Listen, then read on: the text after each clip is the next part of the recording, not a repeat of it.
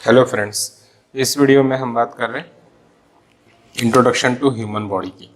इसमें हम लोग बेसिकली जो है दो चीज़ें इस वीडियो में कवर करेंगे। पहला तो हम करेंगे एनाटॉमी एंड फिजियोलॉजी की डेफिनेशन, और सेकंड हम करेंगे scope of anatomy and physiology. Okay, सबसे पहले स्टार्ट करते हैं एनाटॉमी की डेफिनेशन से। तो व्हाट इज एनाटॉमी? तो इसमें दो वर्ड है, एना मीन्स अप और Tommy means process of cutting.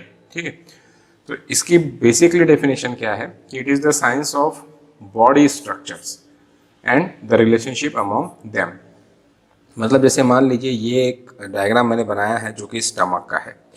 तो जब हम स्टमक के स्ट्रक्चर की स्टडी करते हैं, ओके, जब हम स्टमक के या किसी भी बॉडी ऑर्गन के स्ट्रक्चर की स्टडी करते हैं तो हम उसको बोलते हैं एनाटॉमी, स्टडी ऑफ स्ट्रक्चर। ठीक है, और वहीं फिजियोलॉजी, फिजियोलॉजी में दो वर्ड है, फिजियो, फिजियो मीन्स नेचर और लॉजी मीन्स स्टडी। तो it is the science of body function, that is how the body parts works, है ना।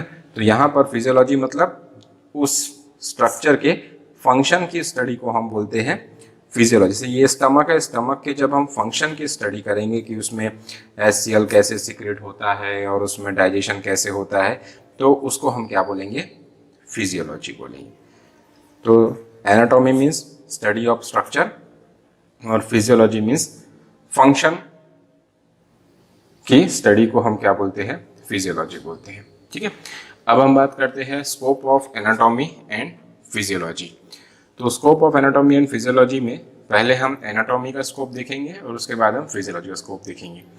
तो एनाटॉमी का जो स्कोप है उसी को हम, जो ब्रांचेस बनती है एनाटॉमी की, या इसी को हम बोलते हैं सब disciplines.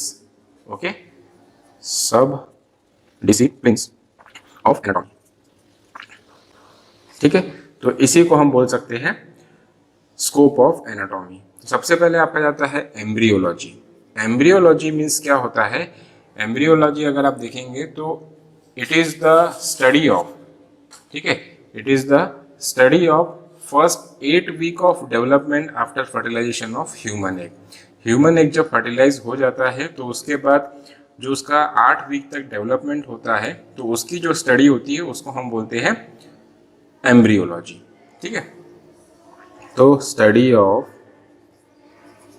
First 8 weeks of development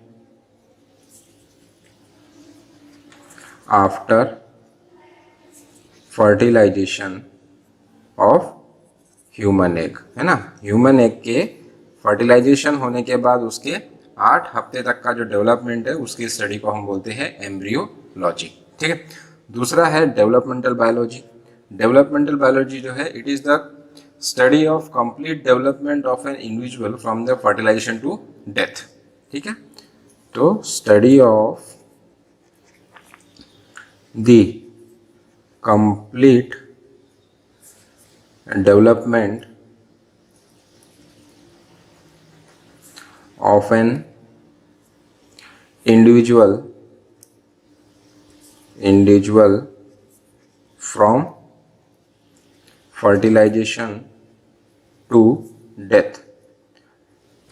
ठीक है, डेवलपमेंट बायोलॉजी मतलब कि किसी भी इंडिविजुअल का फर्टिलाइजेशन से लेकर डेथ तक की जो स्टडी होती है उसको बोलते हैं हम डेवलपमेंटल बायोलॉजी, और ह्यूमन एग के फर्टिलाइजेशन से लेके उसके 8 वीक तक की जो स्टडी होती है उसको बोलते हैं हम एम्ब्रियोलॉजी।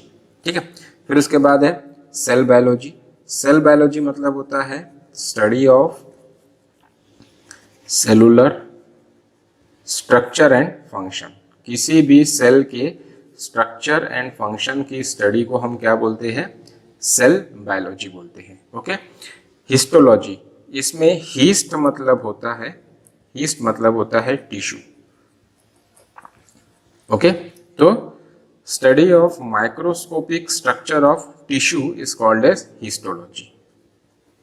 स्टडी ऑफ माइक्रोस्कोपिक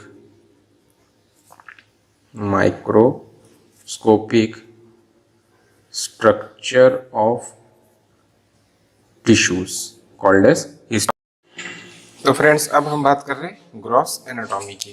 तो ग्रॉस एनाटॉमी मतलब क्या होता है? It is the study of structure that can be examined without microscope. Okay, तो study of structures that can be examined without microscope. तो बॉडी का ऐसा कोई भी स्ट्रक्चर जिसको विदाउट माइक्रोस्कोप जब हम स्टडी करते हैं तो उसको हम बोलते हैं ग्रॉस एनाटॉमी. ठीक है, इसमें हम माइक्रोस्कोपिक लेवल पे नहीं, मतलब सेलुलर स्ट्रक्चर या टिश्यू लेवल पे हम नहीं स्टडी करते हैं. ओके, फिर है सिस्टमिक एनाटॉमी. सिस्टमिक एनाटॉमी मतलब study of specific system of the body. Study of specific system of the body. ठीक है, एग्जाम्पल नर्वस सिस्टम और you can say that respiratory. तो किसी भी सिस्टम की जब हम स्टडी करते हैं बॉडी में तो उसको बोलते हैं हम सिस्टमिक एनाटॉमी. ओके, अब इसके बाद रीजनल एनाटॉमी जो होता है, रीजनल एनाटॉमी आप सिंपली ये बोल सकते हैं कि किसी भी रीजनल स्ट्रक्चर की जब हम स्टडी करते हैं तो उसको बोलते हैं हम रीजनल एनाटॉमी. तो study of region of the body, जैसे हम head region, neck region, okay, lower limb, upper limb, ये जो रीजन्स है इनकी जब स्टडी करते हैं तो उसको बोलते हैं हम रीजनल एनाटॉमी. ठीक है, सरफेस एनाटॉमी. तो जब हम एनाटॉमिकल लैंडमार्क्स की स्टडी करते हैं तो उसको बोलते हैं हम सरफेस एनाटॉमी. तो स्टडी ऑफ एनाटॉमिकल लैंडमार्क्स.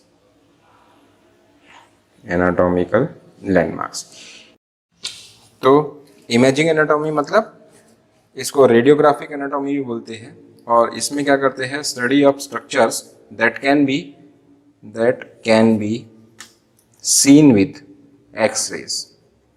ठीक है, तो जब भी हम बॉडी के किसी भी स्ट्रक्चर की स्टडी एक्सरे के थ्रू करते हैं तो उसको हम बोलते हैं इमेजिंग एनाटॉमी. ठीक है, या उसके स्ट्रक्चर की जब स्टडी करते हैं उसको बोलते हैं इमेजिंग टेक्नोलॉजी, ये इमेजिंग एनाटॉमी या रेडियोग्राफिक एनाटॉमी. ठीक है, अब पैथोलॉजिकल एनाटॉमी या इसी को पैथोलॉजिक एनाटॉमी बोलते हैं. तो इसमें क्या होता है? इसकी definition, study of structural changes associated with the disease. किसी भी टाइप की डिसीज जब होती है तो उसमें जो भी बॉडी के स्ट्रक्चर्स में या ऑर्गन्स में स्ट्रक्चरल चेंजेस आते हैं तो उसकी जो स्टडी होती है उसको हम बोलते हैं पैथोलॉजिकल एनाटॉमी. ओके, तो ये हो गया आपका स्कोप ऑफ एनाटॉमी. अब बात करेंगे हम स्कोप ऑफ फिजियोलॉजी या ब्रांचेस ऑफ फिजियोलॉजी, या इसी को हम सब डिसिप्लिन्स ऑफ फिजियोलॉजी बोल सकते हैं. तो सबसे पहला न्यूरोफिजियोलॉजी, मतलब study of functional properties of nerve cell. Nerve cell की फंक्शनल प्रॉपर्टी की स्टडी को हम बोलते हैं न्यूरोफिजियोलॉजी. नर्व सेल मतलब neuron. Okay, endocrinology means study of hormones जो कि एंडोक्राइन ग्लैंड सिक्रीट करते हैं hormones, and how they control the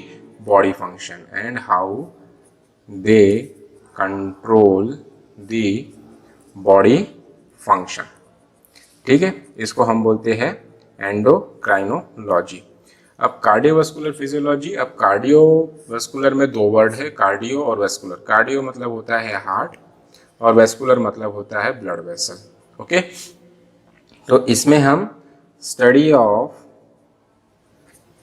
functions.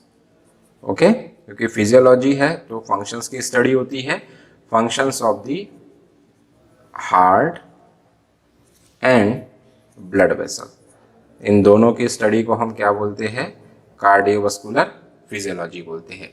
फिर उसके बाद इम्यूनोलॉजी में मतलब हम क्या करते हैं या उसकी डेफिनेशन क्या है? Study of how the body defend itself against the disease causing agent. ठीक है, study of how the body defend itself against disease causing agent, मतलब बॉडी अपने आप को कैसे बचाती है किसी भी डिसीज कॉजिंग एजेंट से, उसके स्टडी को हम बोलते हैं इम्यूनोलॉजी। ओके, फिर उसके बाद रेस्पिरेटरी फिजियोलॉजी। रेस्पिरेटरी फिजियोलॉजी में क्या आता है? Study of functions of the air passageway and lungs.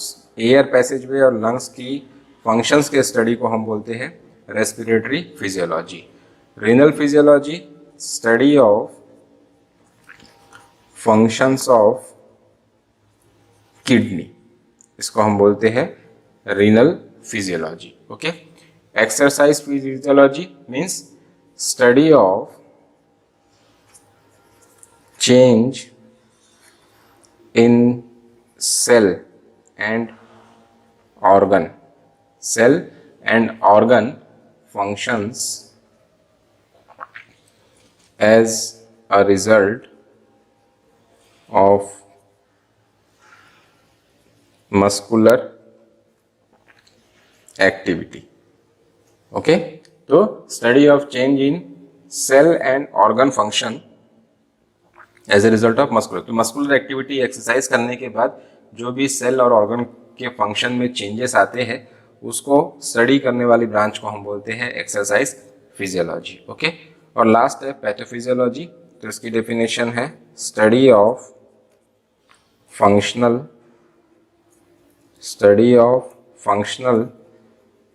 Changes associated with disease and ageing.